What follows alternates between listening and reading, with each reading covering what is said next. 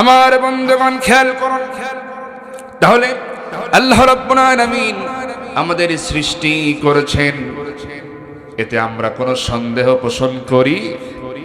একটাবার বলেন তো, এই আসমানটা সৃষ্টি করেছেন যিনি, তার নাম কি? জমিনটা সৃষ্টি করেছেন কে? কুল কায়নাত সৃষ্টি করেছেন কে? আল্লাহ পাক এবার কোরআনে কি বলছেন দেখেন। আল্লাহ রাব্বুল আলামিন বলেন, ইন্না রাব্বাকুমুল্লাযী খালাকাস সামাওয়াতি ওয়াল আরদ ফি সিত্তাতি আইয়ামিন সুম্মা ইসতাওয়া আলাল আরশ يغشي الليل النهار يطلبه حثيثا والشمس والقمر والنجوم مسخرات بأمره ألا له الخلق والأمر تبارك الله رب العالمين الله أكبر আল্লাহ রাব্বুল আলামিন বলেন, ইন্না রাব্বাকুমুল্লাযী খালাকাস সামাওয়াতি ওয়াল আরদ, নিশ্চয়ই আল্লাহ পাক আসমান এবং জমিন সৃষ্টি করেছেন ফি সিত্তাতি আইয়াম, মাত্র 6 দিনে। কয় দিনে? সিত্তাতি আইয়াম মানে 6 দিনে আল্লাহ পাক এসব কিন্তু সৃষ্টি করেছেন। এটা কোরআনের কথা। 6 দিনে আল্লাহ রাব্বুল আলামিন সৃষ্টি করলেন। এরপরে আল্লাহ বলছেন, আমি দিনকে রাত দ্বারা ঢেকে ফেলি, ঢেকে দেই। যেমন সকাল থেকে সন্ধ্যা পর্যন্ত দিন ছিল কিনা বলেন, এখন হলো রাত। রাত দ্বারা দিনটাকে ঢেকে ফেলেছেন কে? এখন কিন্তু এই জন্য অন্ধকার, অন্ধকার হলো চাদর। দিনকে আল্লাহ পাক ঢেকে দিলেন, অন্ধকার নেমে এলো। আল্লাহ বলছেন, দিন এবং রাত একটা আরেকটাকে অনুসরণ করে চলে। আমার হুকুম কখনো কোনোদিন অমান্য করে নাই সৃষ্টির পর থেকে। শুধু তাই নয়, ওয়াশ-শামসা ওয়াল কমারা ওয়ান নুজুমা, আমি সূর্য সৃষ্টি করেছি, চন্দ্র সৃষ্টি করেছি, তারকারাজি সৃষ্টি করেছি। তারা কখনো আমার অবাধ্য হয় না, সব সময় আমার হুকুম মেনে চলে। সুতরাং আলা লাহুল খালক ওয়াল আমর, সৃষ্টি যার, আইন চলবে তার। কে বলছেন? আলা লাহুল খালক ওয়াল আমর, সৃষ্টি যার, আইন চলবে আল্লাহ পাক, এটা বলছেন। সম্মানিত হাজিরিন, তাহলে সব কিছুর স্রষ্টা কে বলেন? তোমার নামে যদি গান সুন্দর হয়, তোমার নামে যদি গান গাওয়া হয়, গান সুন্দর হয়।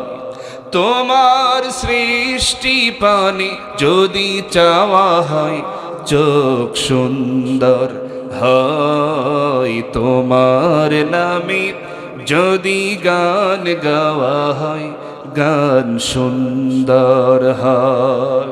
তোমার নূরের আভা চাঁদ কি দিলে, চাঁদ জোছনা পেল। তোমার প্রেমের রং সূর্য নিয়ে সে যে দীপ্ত হলো। তোমার গন্ধ যদি ফুলে দেওয়া হয়, ফুল সুরভিত হয়। তোমার নামে যদি গান গাওয়া হয়, গান সুন্দর হয়। সুবহানাল্লাহ বলেন। তাহলে আল্লাহ পাকের যত সৃষ্টি দেখি শান্তি লাগে কিনা বলেন? আমার ভাইরা আসুন, তাহলে সৃষ্টিতে আমাদের কোনো সন্দেহ নাই। পরকাল ভিত্তিক যত আয়াত দিয়েছেন, এতেও আমরা কোনো সন্দেহ পোষণ করি? তাহলে আমরাই হলাম মুমিন। আল্লাহ বলছেন, তাহলে তারাই মুমিন যারা এগুলোর উপরে সন্দেহ করে না, ঈমান আনে। এবার আসেন, আল্লাহ রাব্বুল আলামিন এই কিতাবের ভিতরে অনেক দণ্ডবিধি বিধান দিয়েছেন, বিচার ফয়সালা করার ব্যাপারে অনেক আয়াত দিয়েছেন। কথা বলেন ঠিক কিনা? যেমন আল্লাহ বলছেন, ইন্নাল্লাহা ইয়া'মুরু বিল আদলি ওয়াল ইহসানি ওয়া ইতাই যিল কুরবা ওয়া ইয়ানহা আনিল ফাহশাই ওয়াল মুনকার والبغي يعظكم لعلكم تذكرون الله أكبر এই আয়াত দ্বারা আল্লাহ রাব্বুল আলামিন ন্যায় বিচারের কথা বলছেন, ইনসাফ করার কথা বলছেন। আচ্ছা বলেন তো, এই পৃথিবীতে বর্তমানে কি ন্যায় বিচার আছে নাকি? ন্যায় বিচার আছে? কোথাও ন্যায় বিচার নাই। অন্য জায়গার কথা বাদ দিলাম, এই যে বাংলাদেশ স্বাধীন হলো আজকে 53-54 বছর হতে চলেছে, এখানে আজ পর্যন্ত কি আদৌ কি ন্যায় বিচার কখনো প্রতিষ্ঠিত হয়েছে? কোরআনের শাসন আইন এগুলো কি কোনো দিন প্রতিষ্ঠিত হয়েছিল? দেখেন, অন্তত কয়েকটা আইন যদি চালু করা যেত তাহলে এই দেশে অন্যায় অবিচার হতো না। দিনে দুপুরে মানুষকে কেউ গুলি করে হত্যা করার সাহস পেত না। আমার ভাইরা খেয়াল করুন, আজকে যদি দুই একটা আইন থাকতো, যেমন ধরেন কোরআনের বিধান হচ্ছে চোর চুরি করলে কি কেটে দিতে হবে। দেখেন, আপনারাও কিন্তু জানেন এই বিধানের কথা, এটা আল্লাহর দেওয়া বিধান।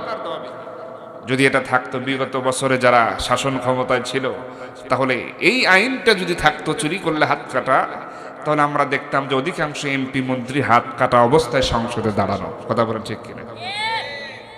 মানে যারাই শাসন করেছে যেই বছরই হোক না কেন, চুরি করলে তাহলে তার হাত কাটা থাকতো। এমনকি দেখা যেত কোন কোন এমপি মন্ত্রী দুই হাতই কাটা। কথা বলেন ঠিক কিনা? যে বোঝা যেত এই জনগণের সম্পদ চুরি করছে, দেশের সম্পদ চুরি করেছে, দেখলেই বোঝা যেত। আমার ভাইরা, কিন্তু সেটা নাই। চিন্তা করেন তাহলে আল্লাহর বিধান, আস-সারিকু ওয়াস-সারিকাতু ফাকতাউ আইদিয়াহুম, চোর এবং চোরনি মানে পুরুষ আর নারী যেই হোক চুরি করে যদি ধরা পড়ে, তাহলে মহিলা হোক আর পুরুষ হোক তাদের হাত কেটে দিতে হবে। বিধানটা কার? এই জায়গায় কোন স্বজন প্রীতি চলে? আল্লাহর বিধানে কোন স্বজন প্রীতি চলে? শুনুন একটা হাদিস শুনেন। আম্মা জান আয়েশা সিদ্দিকা রাদিয়াল্লাহু তাআলা আনহা থেকে বর্ণিত একটি হাদিস। মদিনার সবচাইতে সম্ভ্রান্ত একটা বংশ মানে গোত্র, যেটার নাম হচ্ছে বনু মাখজুম গোত্র। কি গোত্র বলেন তো? বনু মাখজুম গোত্র, সম্ভ্রান্ত একটা গোত্র। এই গোত্রের একটা যুবতী নারী চুরি করে ধরা পড়ছে। কি করে ধরা পড়ছে? এখন বিধান কি? চুরি করলে কি করতে হবে? খুব খেয়াল করেন, দেখেন এই ছেলে খুব সুন্দর কথা বলছে, মাশাআল্লাহ। এই এখানে যুবক কারা কারা আছেন দেখি হাত তোলেন তো। মাশাআল্লাহ, লিল্লাহি তাকবীর। বা অনেক যুবক আছে তো এখানে। যুবকদের মধ্যে হাত নামান। এই যুবকদের মধ্যে বিয়ে করছে কারা কারা? হাত তোলেন তো দেখি। আচ্ছা, যুবকদের মধ্যে চাচাও হাত তুলছে দেখা যায় মনে হচ্ছে। আচ্ছা, সবাই যুবক এখানে নাকি বলেন? মানে প্যান্ডেলে যারা আছে আমি ঘোষণা দিচ্ছি সবাই যুবক, আর বাড়িতে যারা কম্বলের মধ্যে শুয়ে আছে সবাই বুড়া। কারণ এরকম কোরআনের মাহফিলে আসার কিসমত তাদের হয় নাই, ওই হিম্মতও তাদের নেই। কথা বলেন ঠিক কিনা? ওরা দুর্বল, ওরা শুয়ে পড়ছে। আর যুবক এখানে যারা আছে বয়স যাই হোক সবাই যুবক ইনশাআল্লাহ। আমার ভাইরা, যুবকদের ব্যাপারে অনেক কথা আছে আমি বলবো, তাহলে খেয়াল করেন।